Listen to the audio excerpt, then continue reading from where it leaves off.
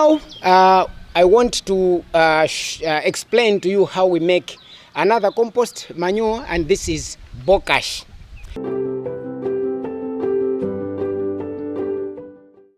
Bokashi is another compost manure, but this one is different from mbeya.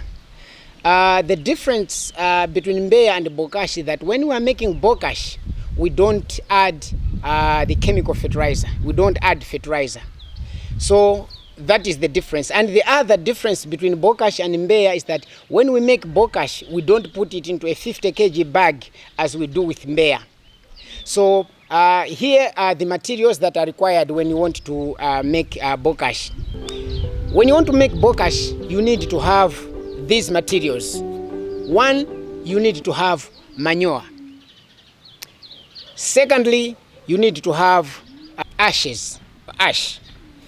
Thirdly, you also need to have maize bran or maize husks.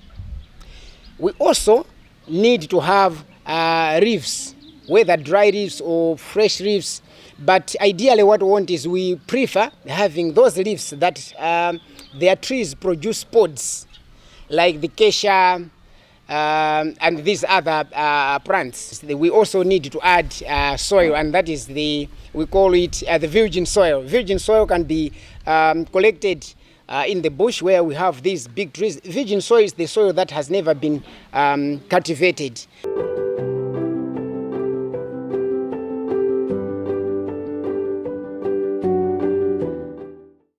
Now, how do we make Bokashi now?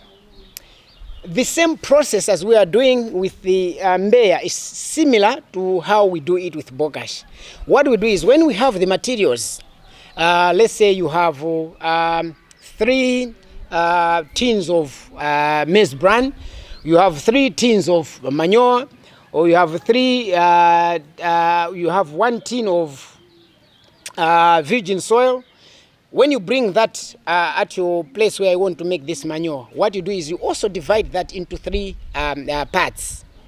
The same procedure, we don't want to have a one-off mixture at one point. We need to divide it into 3. So you have that maize bran is divided into 3. Then you get the virgin soil, we divide it into 3. You get the maize bran, you divide it into 3. Then you get those leaves that you have also gathered, you divide that into 3. You also get the ash and divide it into 3.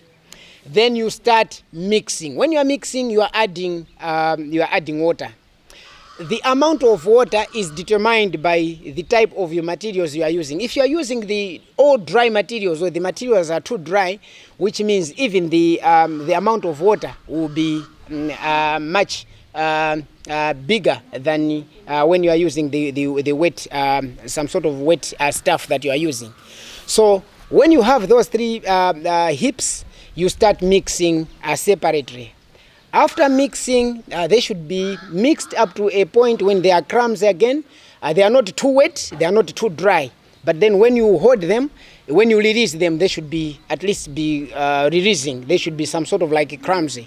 So that's how we make it. So after you do that, what we do is we also prepare a place under the shade. And that's where now we take that stuff, we put it there.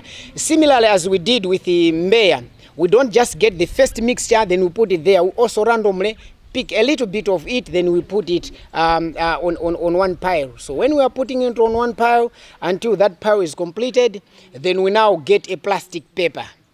That plastic paper, we cover now the whole mixture that we have done on that heap. We cover it completely, then we can get some sort of like stones, then we cover it around so that at least fermentation takes place, and after 21 days, our Bokashi is ready.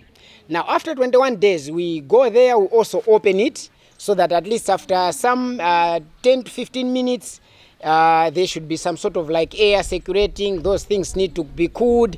Then that manure, that compost is ready. It can be applied whether in a maize field or whether you want to grow vegetables, you can use them. So these are the methods that we are teaching the schools through the school grown committees, so that at least we can sustain our programs. And this is not just only for the school meals committees. individually we need to learn from this, so that at least we improve the soil, then we improve the yield. Remember, we want to have that setup whereby we want to feed the soil should feed the plant, and let the plant feed us. If we do that, we'll make our programs sustainable.